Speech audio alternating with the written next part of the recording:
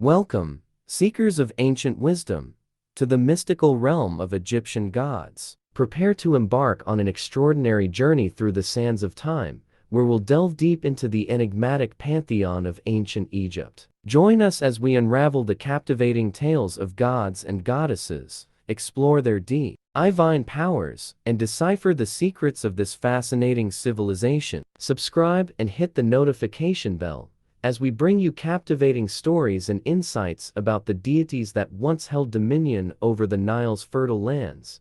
God Ra. Ra, also known as Re, was one of the most important and powerful deities in ancient Egyptian mythology. As the god of the sun, he held a central position in the Egyptian pantheon, symbolizing the life-giving and illuminating force of the sun. Ra's worship spanned thousands of years, with his prominence waxing and waning during different periods of Egyptian history. Ra was often depicted as a man with the head of a falcon, wearing the sun disk with the serpent coiled around it on his head, known as the uraeus. The falcon represented his solar aspect, as falcons were associated with the sun due to their soaring flight and keen sight. Ra's sun disk was a powerful symbol of divinity and power, often seen above the heads of other gods as a sign of their connection to him. According to Egyptian mythology, Ra sailed across the sky in a boat called the Bark of Millions of Years, sometimes known as the Sun Bark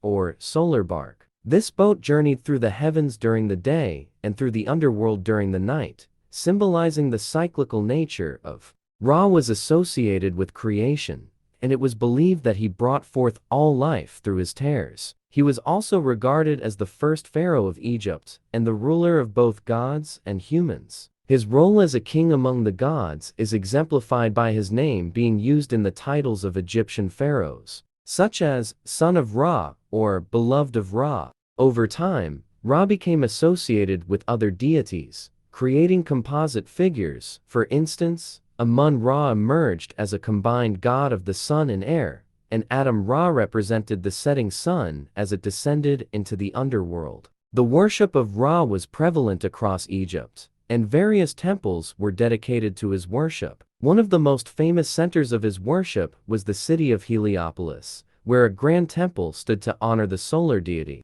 Ra was involved in several mythological journeys and events. One well-known myth involved Ra growing old and feeble and being challenged by the primordial serpent, Apep or Apophis, each night as he traveled through the underworld. In these battles, Ra had the help of other deities like Seth and Bast to vanquish the serpent and ensure the sun's safe return in the morning. As Egyptian religion evolved over time, Ra's worship was sometimes fused with other gods, leading to the creation of new cults and beliefs. With the rise of the New Kingdom, the worship of Amun became more prominent, and Amun-Ra became a significant deity, combining aspects of both Ra and Amun. With the rise of Christianity and the decline of traditional Egyptian religious practices, the worship of Ra and other ancient gods gradually waned. Temples were abandoned, and the once mighty Ra slowly faded from the collective consciousness. God Osiris.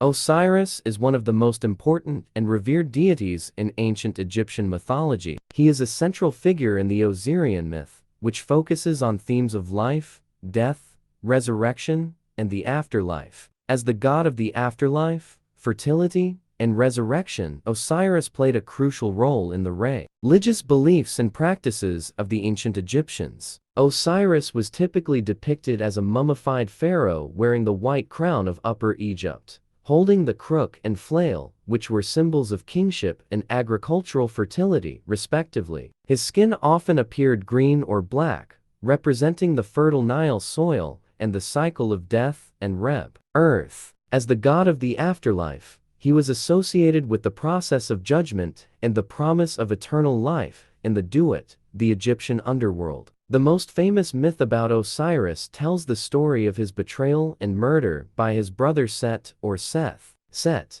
jealous of Osiris's power and popularity, tricked him into getting into a chest, which he then sealed and threw into the Nile. The chest drifted to Byblos, where it became entangled in a tamarisk tree that grew around it. The tree was cut down and used to construct a pillar in the palace of the king and queen of Byblos. Osiris's wife and sister, Isis, set out to find his body and eventually retrieve the chest from Byblos. However, Seth discovered the body and dismembered it into many pieces, scattering them across Egypt. Isis, with the help of the god Anubis, reassembled Osiris's body and restored him to life. Tempo. Rarely, Osiris became the judge of the dead in the duet. In the Hall of Two Truths, also known as the Hall of Ma'at, the deceased's heart was weighed against the feather of Ma'at, the goddess of truth and justice. If the heart was lighter than the feather, the person had lived a just life and could proceed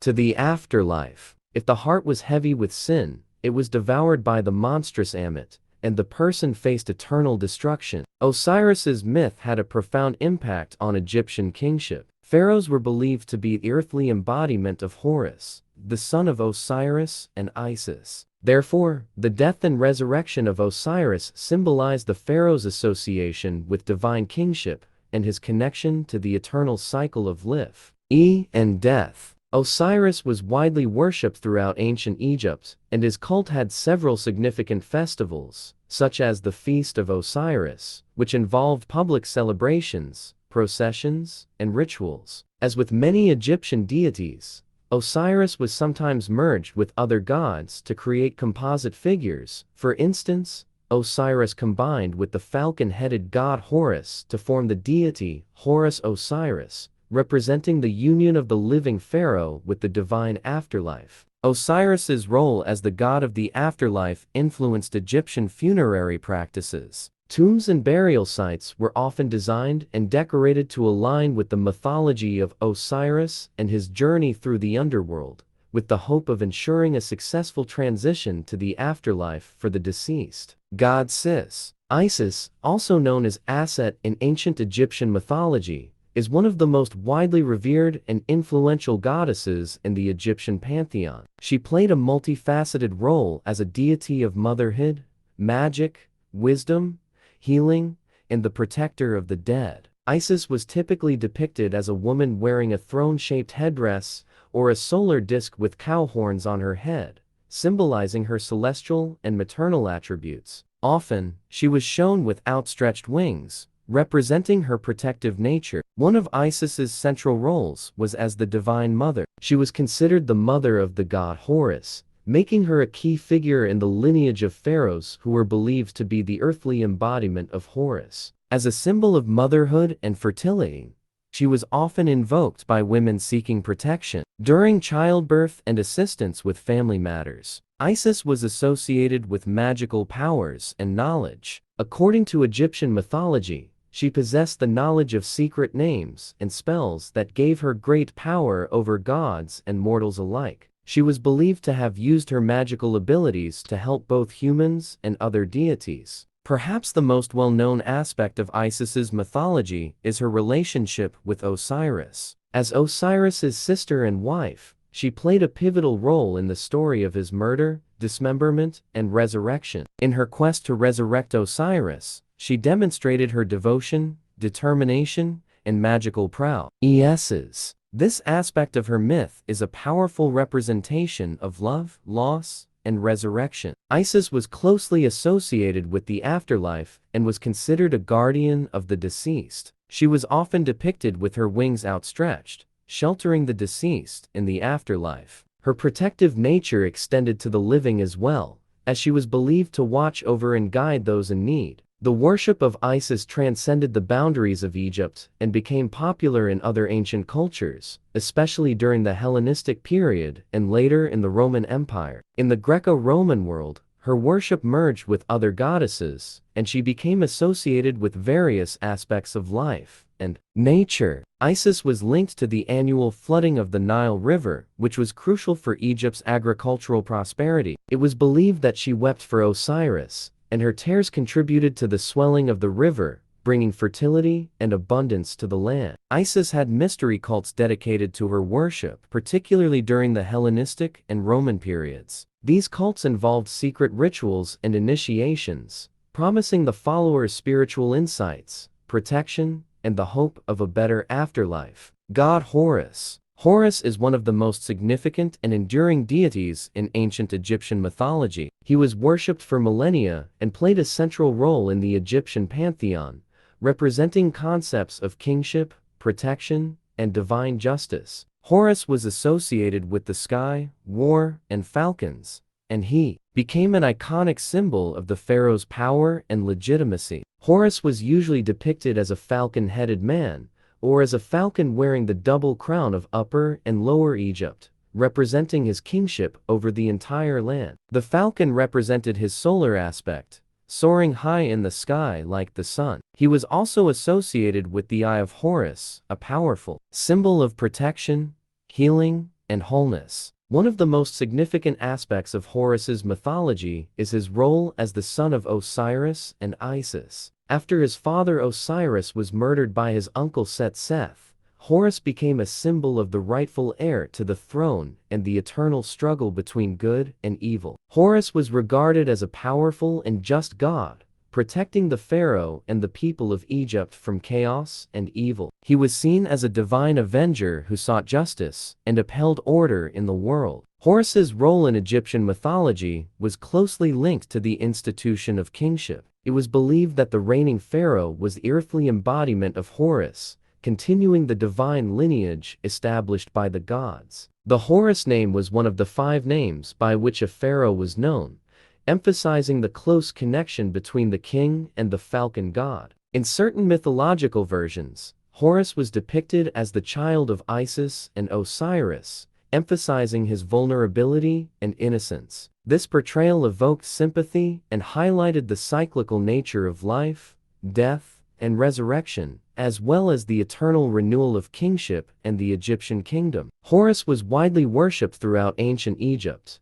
and several temples were dedicated to him in various parts of the country. One of the most famous of these temples is the Temple of Edfu, which is dedicated to Horus and his consort, the goddess Hathor. Horus was often invoked for protection and victory in battle. He was believed to fly alongside the pharaoh during military campaigns, ensuring his success on the battlefield. While Ra was the primary sun god in ancient Egypt, Horus was also associated with the sun, particularly in his role as a sky god. As the sun rose and set, Horus was seen as a falcon flying across the heavens, symbolizing the journey of the sun. God Anubis. Anubis, also known as Inpu or Anpu in ancient Egyptian mythology, was a prominent deity associated with death, mummification, and the afterlife. As the god of embalming and the guardian of the necropolis, Anubis played a vital role in the process of guiding the souls of the deceased to the realm of the dead and ensuring their safe passage to the afterlife. Anubis was typically depicted as a man with the head of a jackal or a dog-like creature. The jackal was closely associated with cemeteries and desert regions, where these animals were often seen scavenging for food,